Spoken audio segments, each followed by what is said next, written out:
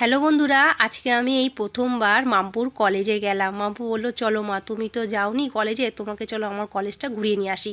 তো তার জন্য দেখুন ওর কলেজে এসেছি। বিশাল বড় এলাকা নিয়ে ওর কলেজটা, আর পুরো সবুজে সবুজ, আর এত ফাঁকা, মানে ফাঁকা বলতে এত নিস্তব্ধ পরিবেশ, মানে কি বলবো, খুব ভালো লাগছে। মাম্পু আমাকে পুরো চারপাশটা পুরো ঘুরিয়ে ঘুরিয়ে আমাকে দেখালো, আমার ভীষণ ভালো লাগছিল পরিবেশটা।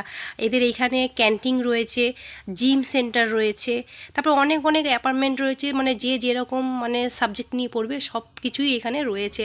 তাই এত ভালো লাগলো, সে ধারণার বাইরে। তো এখানে আমি যাচ্ছিলাম হচ্ছে জিম সেন্টারে, আমার ছেলে খালি বলছে যে জিমে যাবে, তার জন্য। তারপর বাড়িতে ফেরার পথে অনেকটাই বেলা হয়ে গেছিলো, চাউমিন নিয়ে চলে এসেছি। চাউমিন দুপুরবেলা খাওয়ার পরে রাতের বেলা ডিনারে করলাম হচ্ছে রুটি আর ঘুগনি। আর ক্লান্ত হয়ে গেছি সারাটা দিন, মানে এত ক্লান্ত হয়ে গেছি, কিন্তু খাবার তো অবশ্যই করতে হবে, তো রাতের বেলা এইটা দিয়েই